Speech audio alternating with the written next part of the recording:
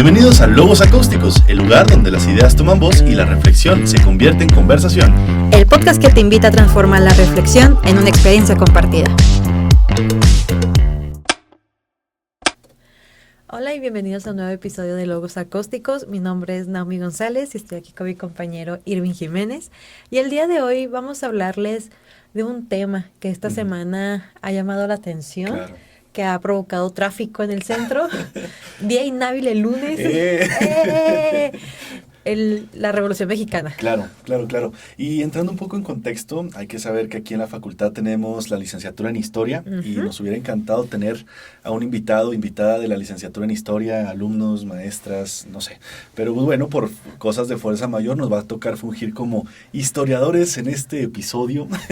Historiadores para dummies. Claro. Entonces también recalcar la importancia de la historia. ¿Por qué se nos da el día libre? Por ejemplo, esta semana, ¿por qué se nos dio el día libre?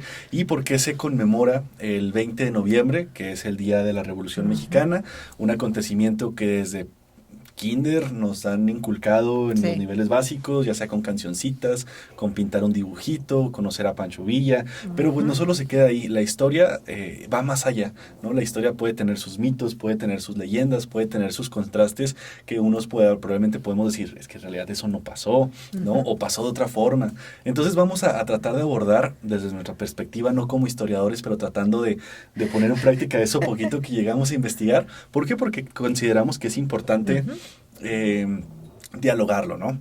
Entonces vamos a platicar sobre la Revolución Mexicana, sobre un personaje muy emblemático de esta misma, que es Pancho Villa. O su nombre original, Doroteo Arango, ¿no? Ay, siento que si no lo sabían, era Doroteo Arango. Siento que nos van a calificar los maestros de historia así de, vamos a ver, coordinadores, maestros, doctores de la carrera de historia, por favor, no nos juzguen, no nos vayan a criticar fuerte, por favor, porque como ustedes saben, nosotros somos licenciados de otras ramas de aquí de la facultad, de que no vaya. Pues vamos a ver qué tanto pusimos atención. Claro. Y yo considero que también es muy importante, incluso al estar equivocados, ¿no? En algún tema, porque los que nos están escuchando pueden decir, no, es que yo tenía otro dato de esto, ¿no? Y lo dejan ahí en sus comentarios, esperemos que lo lleguen a dejar en sus comentarios, sino un tema de diálogo ya sean sus clases pues ya académicas, ¿no? Yo tenía otros datos. Y bueno, ¿qué sabes un poco de la Revolución? O sea, ¿cómo es que empezaste a escuchar de la Revolución Mexicana? Bueno, a ver, si nos vamos por etapas educativas, creo que en el kinder nos lo muestran más por el hecho de hacer el desfile, ¿no? Ahí por la colonia del kinder, que te vistas de Adelita, las mujeres en nuestro caso, que con la cartuchera aquí, con el arma a un lado, el rifle, el sombrero. Las mujeres vestidas con un vestido con estampado de flores, floreado, y con trenzas. Sí. Ese era como el pan de cada día en los desfiles de kinder y también de primaria. Claro. Ya en primaria, cuando nos empiezan a dar las clases de historia, si no me equivoco, es en tercer año, cuarto año. Que pues nos empiezan a decir que la Revolución Mexicana fue un conflicto armado con el objetivo de derrocar la dictadura, dictadura, de Porfirio Díaz. Sí. Y que estaba este general, que obviamente, bueno, no sé, a ti, en las escuelas que estuviste, en los libros, nos lo muestran como que era este revolucionario que quería encontrar la paz y la libertad del pueblo mexicano. Entonces yo crecí con ello. Ya después, en secundaria, una maestra decía, es que yo les tengo que enseñar lo de los libros de historia, lo que viene en el plan educativo, pero yo estudié historia, así que eso no es la verdad. Y ya nos empezó a decir de datos curiosos. Pero creo que se enfocó más de la independencia de México, pero eso ya será el siguiente año, de datos curiosos de la independencia. Decir de que, la figura de Pancho Villa no es como este general que todos conocemos. Claro. Él era un machista, obviamente tengamos en cuenta que en los años en los que pasó obviamente la revolución, el machismo en México, no voy a hablar de otros países, pues estaba muy... No tan moderado. Exacto. Por decirlo de alguna manera. Sí. Y nos empezó a decir de que en esa época las mujeres tenían que vivir escondidas y todo, porque si no se las robaban y pues les hacían, pues pasaban por abusos, ¿no? Y otras índoles. Y ya en el bachilleres, pues siento que no fue tanto la información que nos pudieron dar o ampliar. Creo que ahí en bachilleres, en mi caso, creo que se enfocaron más en mostrarnos como historia universal. Bien. O sea, ya no tanto la mexicana, sino qué pasó con los bolcheviques, que sí, qué pasó con la Revolución Francesa, que sí, no tanto de Estados Unidos. Y ya en etapa universitaria, aunque yo no estudié nada relacionado a la licenciatura en historia, de hecho, pues yo estudié comunicación y letras. Obviamente en letras, pues medio ves la revolución, pero visto desde la literatura. Claro. O sea, Cartucho, Los de Abajo, ahora que está popular la serie en Max, que es como Agua para Chocolate, Pedro Páramo también estaba como en este contexto histórico, y fue como ver un hecho histórico, ahora sí bajo la lupa de grandes escritores, o sea, o sea, también se puede ver por esta índole y no todo tan como, no lineal, pero tan así estricto de que así pasó, o sea, porque en estas historias le puedes meter incluso cosas de fantasía, bueno, no de fantasía, como de realismo mágico, les puedes meter como el toque de cada autor para contar la historia. Unos nos la cuentan desde el punto de vista de personas que fueron parte como de la revolución, otro desde el punto de vista, desde los ojos de una niña, otro pues desde los ojos de alguien viviendo su vida romántica, pero en tal contexto, etcétera. Entonces, como que mi idea de la revolución se fue transformando. Ahora, ay, nunca dejó hablar a Irwin al principio, perdónenme, es que me agarró chido. La agarré estudiada. Más o menos. El año pasado aquí en la facultad, por estas fechas, fueron las jornadas revolucionarias por parte de historia.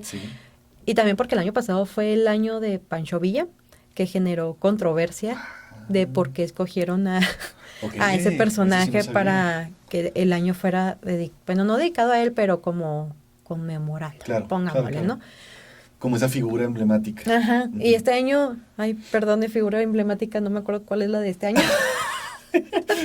Pero sí, o sea, y en las jornadas pues ya te van explicando un poco más de la historia, por qué Chihuahua tiene tanto impacto con este tema a nivel nacional, porque justo Parral ¿cómo se le dice?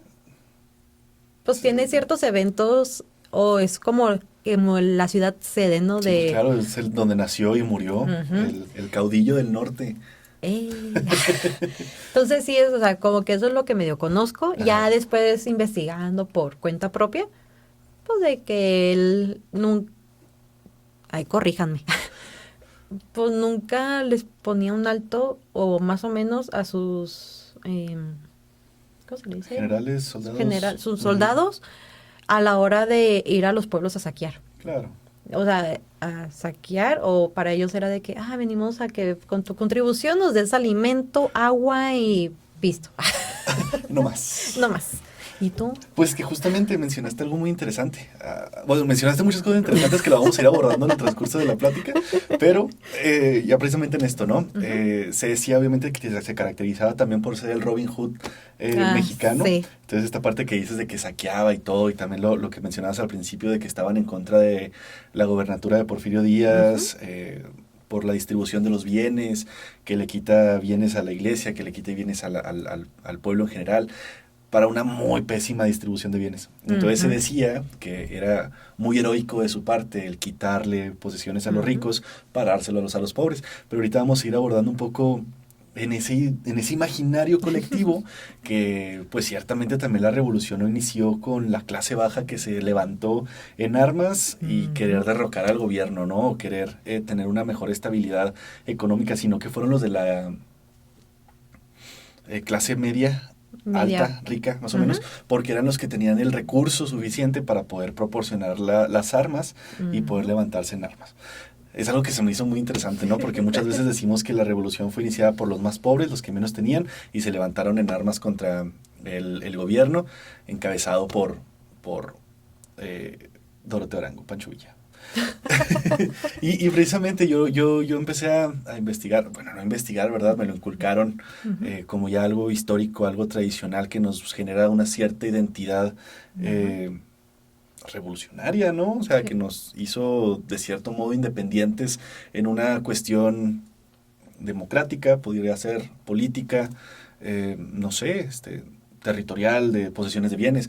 Ciertamente sí contribuyó un poco al ideal mexicano, pero pues en el preescolar sí fue con las típicas cancioncitas de el 20 de noviembre fue la revolución, y hasta la fecha cuando yo daba clase en preescolar yo también se las ponía a mis niños del kinder, ¿no? Porque pues era algo también que la música también como parte de una historicidad que narra la historia, así como ahorita les voy a contar un poco también de los corridos.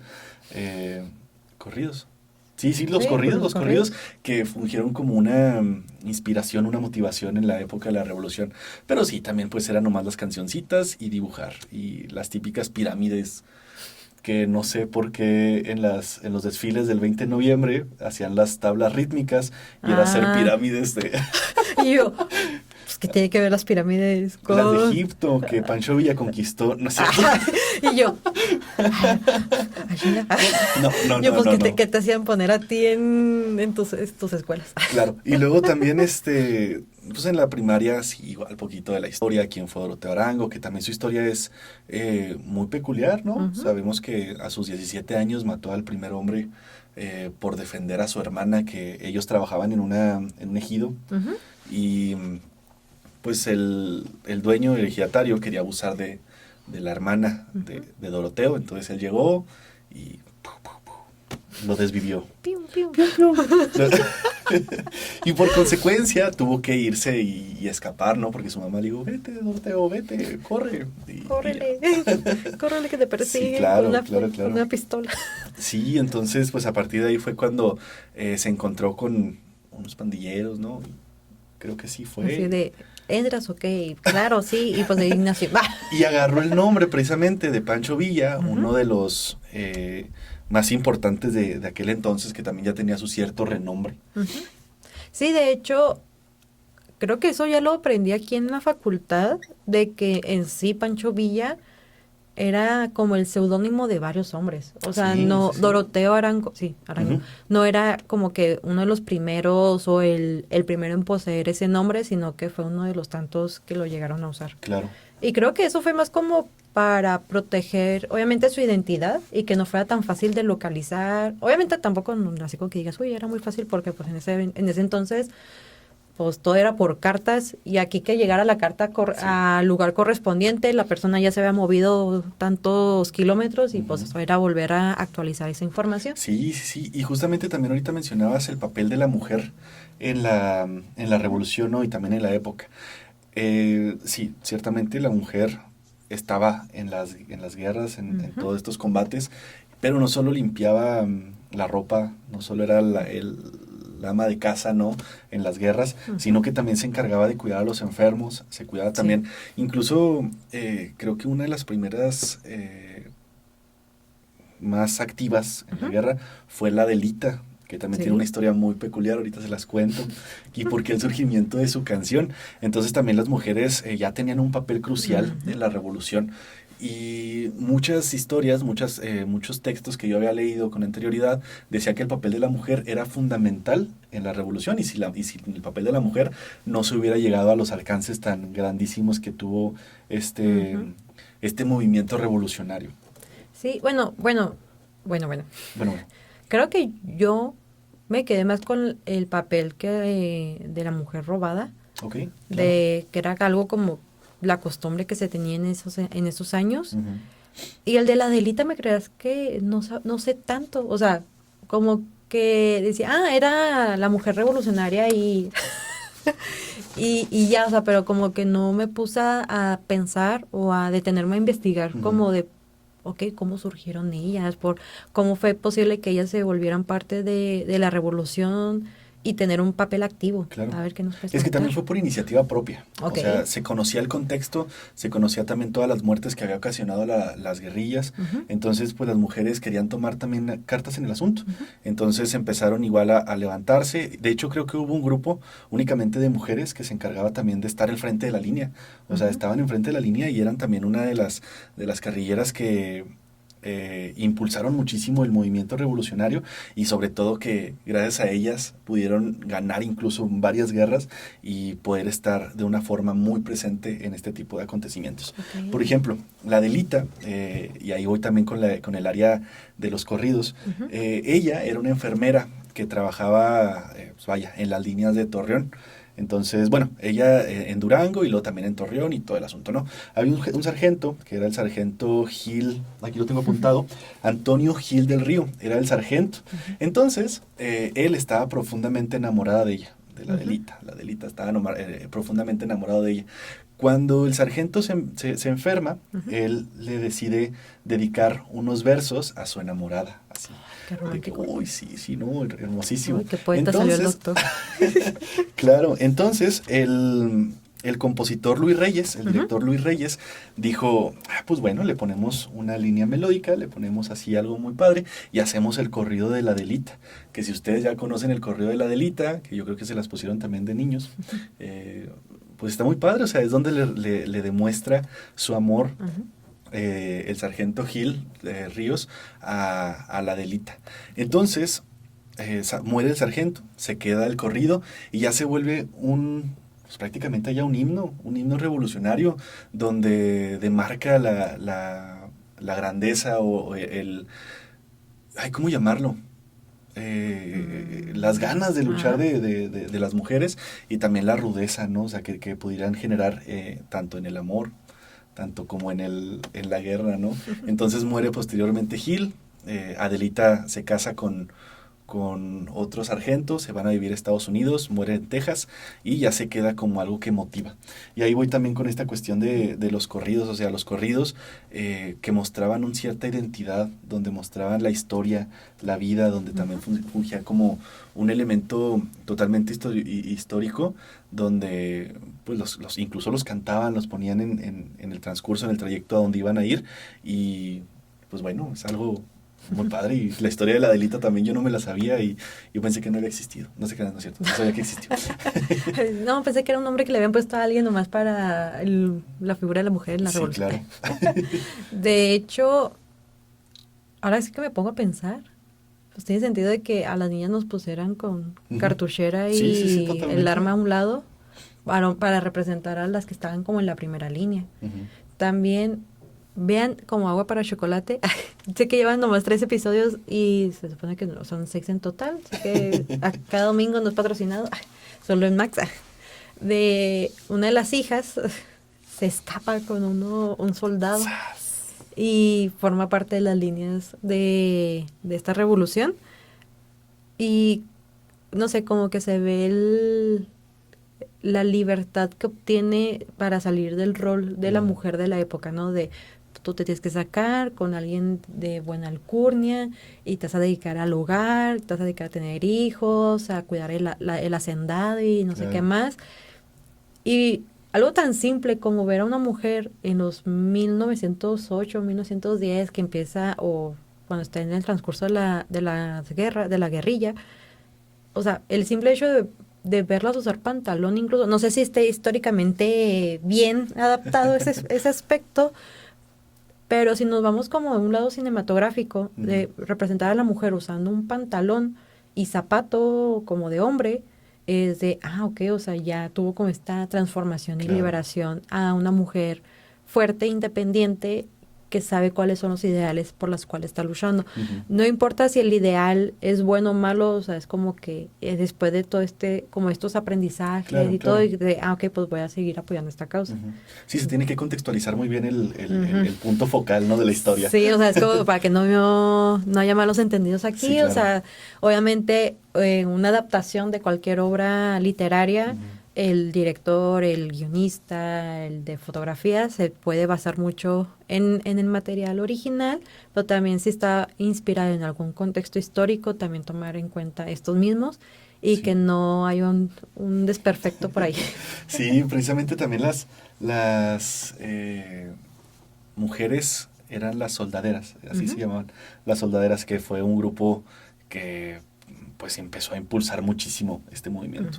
Y ahorita también que mencionas, siguiendo con el tema de la mujer en la revolución y también el machismo de Pancho Villa, él dice, bueno, y también la historia, que se casó con 26, bueno, no se casó, se coincidió de una manera muy amorosa con 26 personas, 26 Para mujeres. él se casó, para las mujeres no sabemos. ¿Quién sabe? Pero que de esas tuvo también 27 hijos, a los cuales ninguno descuidó. ¿Quién sabe? La verdad es que no puedo decir, así dice la historia, los mitos, las leyendas, pero pues bueno, no descuidó a sus 27 hijos. Maestros y maestras de Por historia, por favor. favor, denos más contexto. Pancho Villa fue buen padre. Les enseñó él de, mira, así se agarra un arma. Era muy defensor de la educación. Entonces a sus 27 hijos, bueno, Okay. se dice en los libros, en las historias que cuentan, que a sus 27 hijos sí los inculcó muy bien en una cuestión muy académica. Pero bueno, no sabemos. No sabemos, yo tristemente no nací en esa época, entonces no es como que les pueda decir, no, si Pancho Villa fue un excelente patriarca. Claro, no, y es que también, o sea, la historia del héroe en una cuestión histórica es muy emblemático, porque al igual, nuevamente regresando a esta contextualización, sí, probablemente sí era un héroe, pero entre lo bueno, lo malo, una figura que tiene que fungir como motivación, como una figura identitaria, ¿no? Por ejemplo, ahí te va. A ver. O sea, como mi visión hacia Pancho Villa, siento que de kinder a primaria y medio secundaria, mitad de secundaria, yo veía a Pancho Villa como el héroe, que Claro. siempre nos lo pintaron, ¿no? De libertador de opresores, y el que trajo por fin... Defensor de los pobres. Defensor de los pobres, y que junto a los demás pudieron traer como esto de una... ¿cómo se dice? No reelección y todo, o sea, para que no volvieran a repetir lo de Porfirio Díaz. Ya en el bachiller, pues, fue como alguien... Uno más en la historia. Ajá, así de, un personaje más histórico mexicano, ¿no? Ya en mi etapa adulta, universitaria, es donde puedo decir que lo puedo ver como un antihéroe. Ok. Aunque esto es para tema de debate, dialoguen por favor en comentarios. Sí, o sea, lo veo como un antihéroe. Ajá. O sea, de que no es alguien ni bueno ni malo, o bueno, un punto muy intermedio, Sí. tirándole a lo mejor a un lado más que al otro. Porque, o sea, para muchos, los que estuvieron de su lado, fue como este compañero, líder, que los llevó, y para otros fue el terror, la pesadilla para los demás pueblos, Claro. para el lugar al que saqueaban, el lugar al que robaban mujeres, niños, o mataban, etcétera. Entonces, obviamente la historia se cuenta, como dicen por ahí, por el lado de los ganadores. Sí. Y ya cuando nos ponemos a pensar en el lado de los que perdieron, o ¿cuál otra palabra podemos usar? De los menos beneficiados. Ajá, es cuando ya nos podemos saber el otro lado de la moneda. Claro. Y es como que, ok, o sea, hay mucha historia turbia, o hay mucha historia que realmente no sale en los libros. ¿Por qué? Porque les conviene al pueblo mexicano tener más héroes que villanos. O sea, es como de, no, es que me tengo que decir que Pancho Villa es el héroe mexicano por excelencia, Claro. o Miguel Hidalgo, o... Los niños héroes. Los niños héroes, o sea, que póngale, los niños héroes no eran niños, tenían como entre 17 a 20 años, 20 y tantos, o sea, de niños no tenían nada. Para mí, bueno, me decían niños, yo pensaba que eran... 14, 15 años. Anda, no, deja Menos. tú, yo pensaba que tenían como entre 11 y 12 años, o sea, que estaban empezando como secundaria. Yo, ¿cómo los ponen a pelear o algo así? Obviamente hay situaciones, yo lo entiendo, pero sí me ponía a pensar así de... pero como un niño de 13 años se va a lanzar con la bandera del castillo de Chapultepec. Era igual con Pancho Villa. Por ejemplo, los niños en la Revolución también tenían un papel muy importante, dependiendo de la edad. De 5, 6, 7 años, dependiendo el momento histórico, pues era cuando empezaban a fungir en una perspectiva... No sé, a los 5 les ayudaban a los papás y a las mamás, a las mamás, perdón, en cuestiones de lavar ropa, de atender a los enfermos y todo ese tipo de cosas. Ya a los 7, pues ya era de cargar las armas, que a los 8 eran otras cuestiones, ¿no? O sea, también el papel de las infancias también era muy importante en temas de la revolución. Entonces, pues, también, o sea, el hecho de que, ¿cómo se dice? Empezarlos a inculcar como ellos van a ser los hombres de la casa. Claro. O sea, de si el papá muere...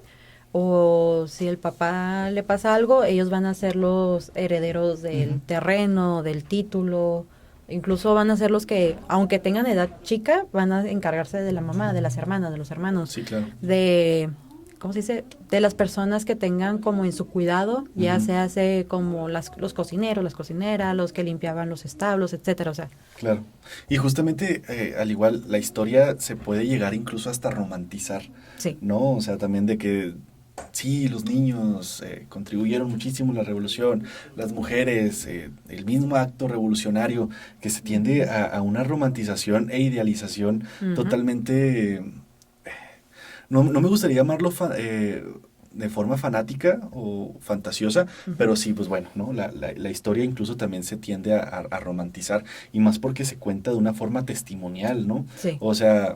Sí, a ti, Nao, tú estuviste en ese acontecimiento, nárrame lo que sucedió.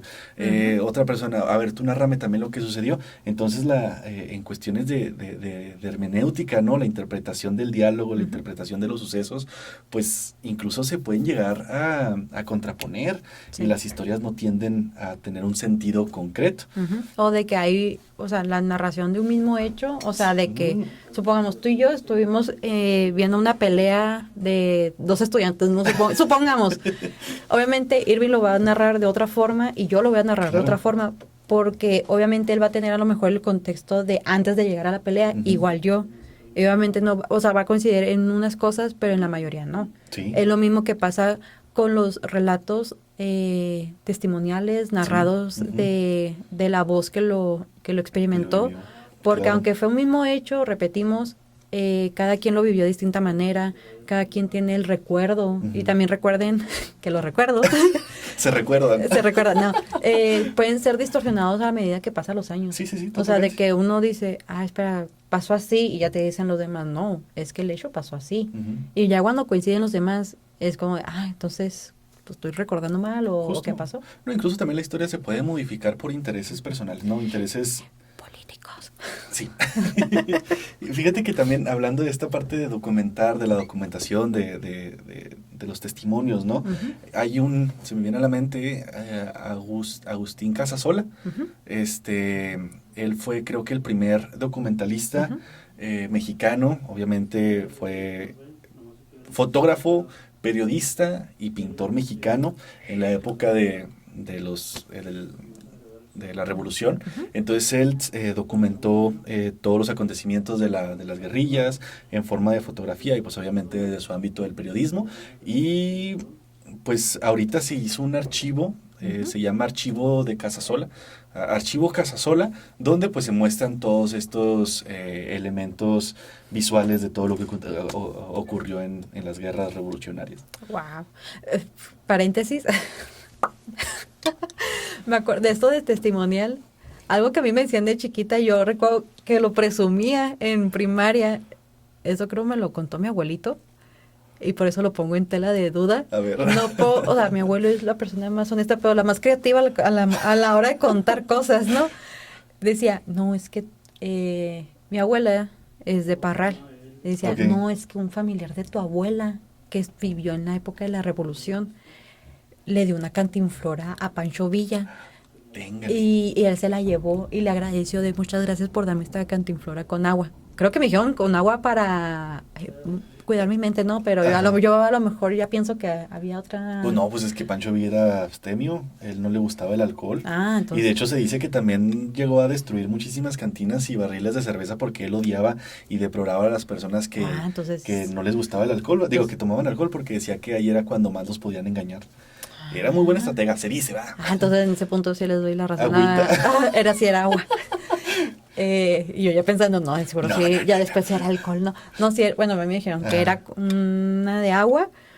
Y ya, entonces, recuerdo que me decía no, es que se lo tuvo que dar pues un familiar femenino, la Cantinflora, para agradecerle el cuidado y todo. Okay. Y ya después me puse a pensar, a ver, si sí fue cierto, entonces la mujer, esta familiar femenina lo hizo como para que no se la robaran, o si pasó o no pasó. O sea, como que son cosas que a mi abuelo le encanta, o sea, un día lo voy a traer. Va, tenemos aquí al abuelo de Nao. Para que nos cuente historia. Y yo como que lo presumía de que es que Pancho Villa tiene algo, tuvo una reliquia familiar y que sabe qué más. Ya me puedo pensar, ¿será cierto? Llegó a ser, si fue Pancho Villa o fue un general o un soldado de por ahí. Es que también eso son cosas que uno piensa que sí pueden ser verdaderos, pero pues únicamente para contar la historia. Por ejemplo, este celular le perteneció a Pancho Villa, no es cierto. No creo. Ay, qué triste celular. Yo pensé que manejaba iPhone. Gracias.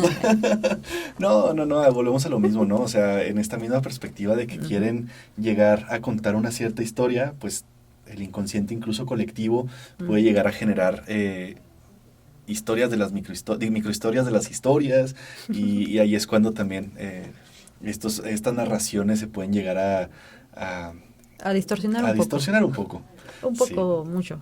Y fíjate que también esta parte y es también muy importante la narración de las historias y también conocerlas porque abunda muchísimo el turismo en cuestiones de, ya nuevamente entrando a lo que ya hemos platicado con anterioridad, las industrias creativas, ¿no?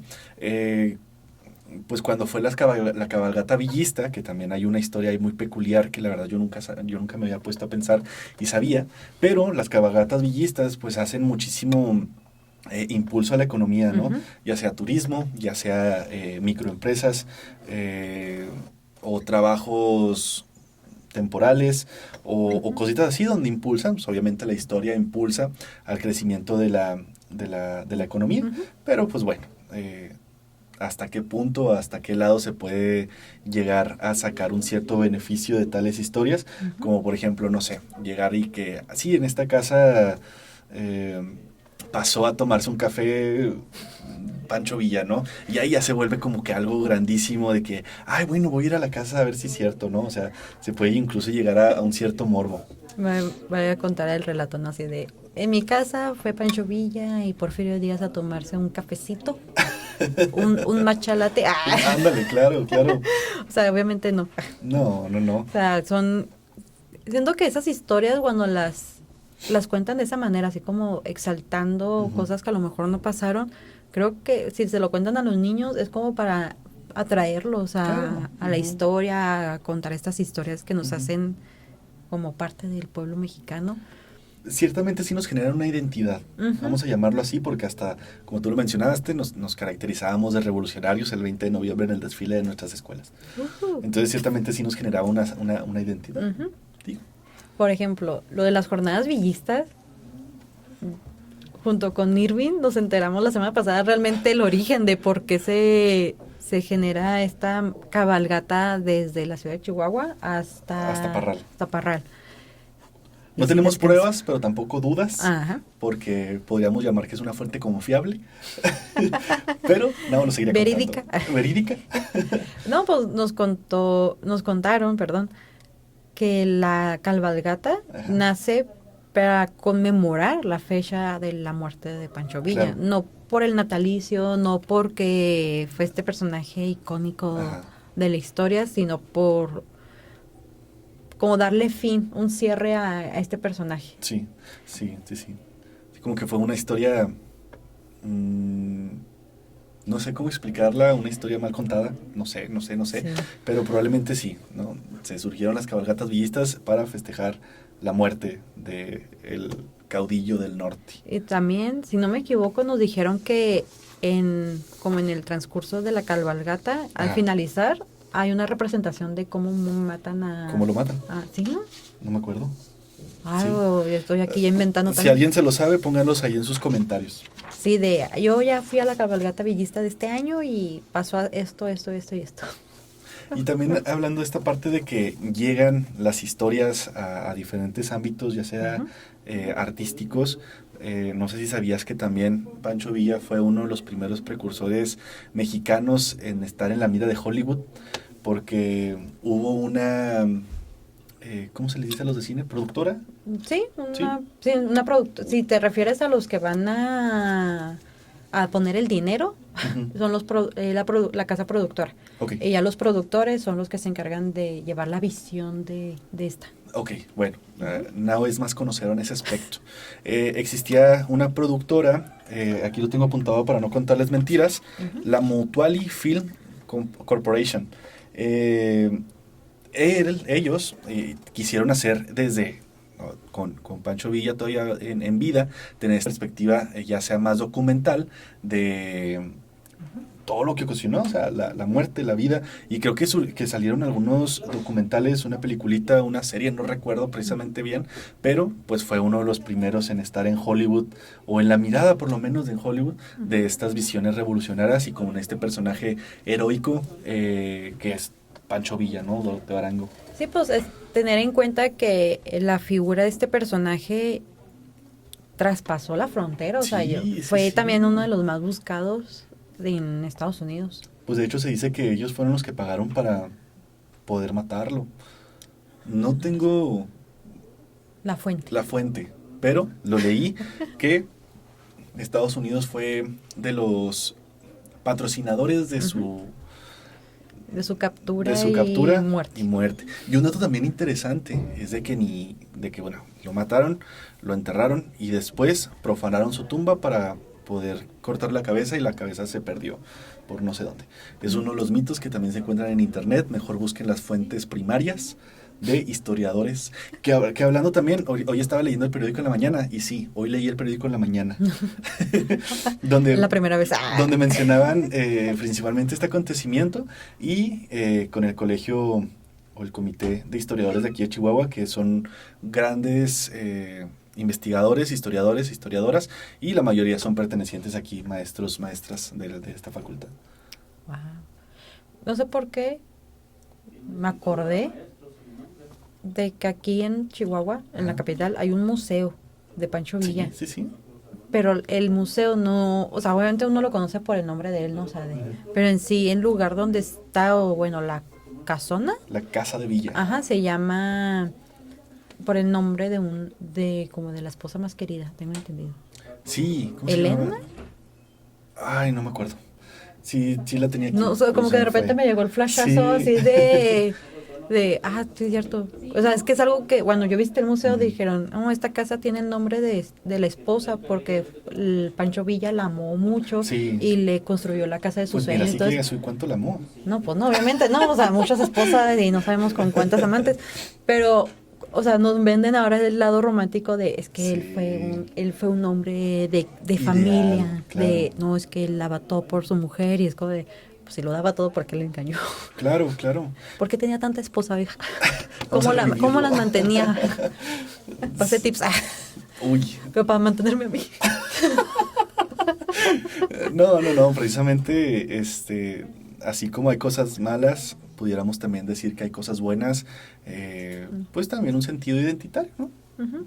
Que de hecho, ya en estos años, creo yo, no sé tu percepción, ahí nos dices, que desde la pandemia Sí. hasta hoy en día, la imagen de Pancho Villa tenía una distorsión. O sea, de que al principio lo ven como este héroe o este villano, y luego de, no, es que él es totalmente un villano, hay que su imagen volverla como de alguien que fue muy machista, asesino, violentador y no sé qué más. Y yo formé parte Ok. de esas personas, Ujú. más que nada porque creo que era como el momento en donde se viralizó, ¿no? Claro. De vamos a volver a la figura de este personaje de alguien súper malo. O sea, peor que de los villanos que podemos ver Sí. en la literatura o en Hollywood, ¿no? Ujú. Y ahora estoy así como de que No es uno de mis personajes favoritos, de hecho, no. O sea, tendría que investigar más para, para dar un buen veredicto. Claro. Pero la Naomi ahorita, que está aquí sentada en el podcast, de la historia mexicana es el que menos me gusta. Okay. Más que nada por lo mismo, o sea, como que todavía sigo con esta idea de que fue una persona que a lo mejor tenía un buen motivo, pero no buenos, ¿cómo decirlo? Referencias. Sí, o sea, o... Buena imagen. Ándale, como... Personal, ¿no? Uh-huh. O sea, como que lo personal sí llegó a perjudicar mucho su imagen global como... Uh-huh. Como de este héroe que nos querían pintar. Ajá, sí. Entonces, como que sigue en duda. Igual, antes yo era muy acá de, es que Miguel Hidalgo y todo eso, y cuando nos dijeron... El Miguel Hidalgo que ves en las pinturas no es el verdadero, claro. O sea, es como el modelo que agarraron por ahí, ¿no? Y lo pintaron. Sí. Pero sí, o sea, como que las figuras de la historia ya no, como que se fueron resquebrajando. Sí. Y como que ahorita me siento como en el limbo como mexicana. Claro. Así de, pues, ¿ahora qué hago? O sea, por eso la importancia de estudiar historia y acercarnos con nuestros compañeros y compañeras de historia, sí, para que nos puedan develar un poco más lo que sucedió realmente. Entonces, paréntesis publicitarios, si a alguien de ustedes les interesa estudiar la licenciatura en historia, sean bienvenidos, bienvenidas a esta bonita facultad. Se pueden acercar con el coordinador Julio. ¿Cuál es el apellido de Julio? Julio. Aquí ponemos una foto del coordinador. Sí. No, acérquense con él para pedir más información acerca de la carrera o igual contáctense aquí a la Secretaría Académica y pidan información o que los puedan canalizar con esta persona correspondiente o de igual manera vengan aquí a la facultad y acérquense a los estudiantes de historia y pues que ellos también sean como parte de esta publicidad, ¿no? Claro. Así de, no ingresa a esta carrera porque vas a aprender de esto, vas a desmentir ciertos hechos o vas a darle como ese punto verídico a lo que pasó.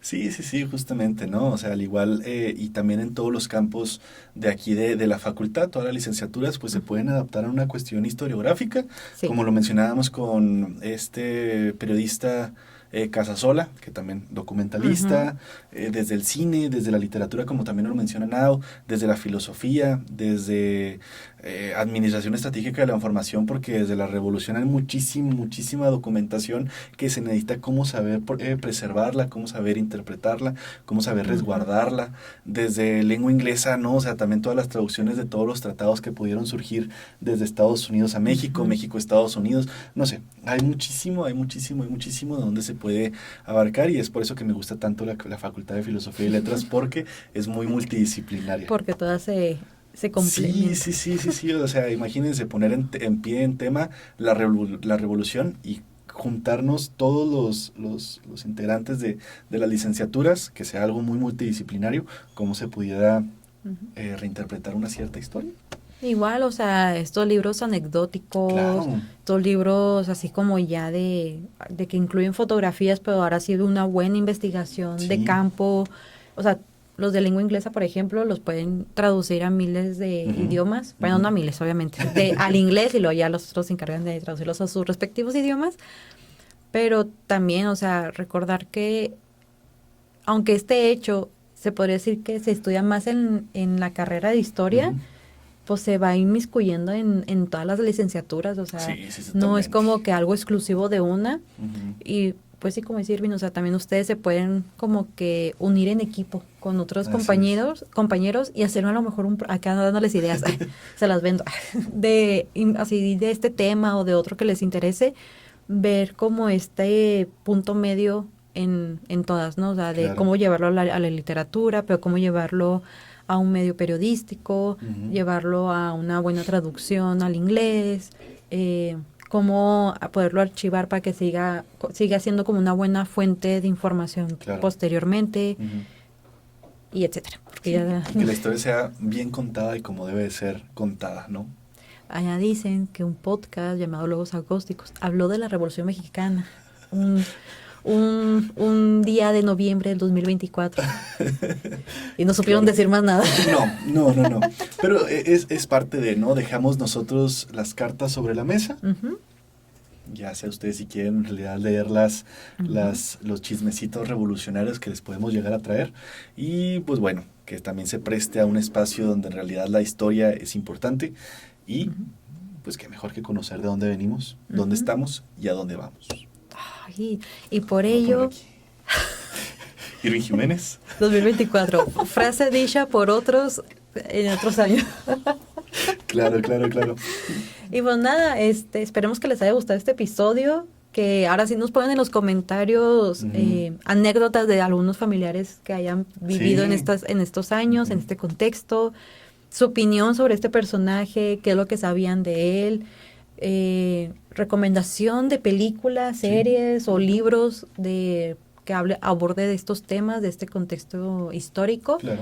Y para eso nos pueden seguir en nuestras redes sociales como Facultad de Filosofía y Letras Oficial en Facebook y en YouTube, Filosofía y Letras_Wash en TikTok, ffyl.wash en Instagram, y nos encuentran en Spotify como Logos Acústicos y el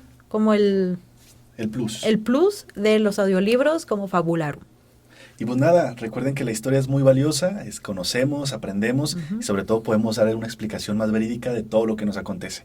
Síganos en las redes sociales que ya muy amablemente nos menciona Nao y nos vemos a la próxima. Gracias. Bye.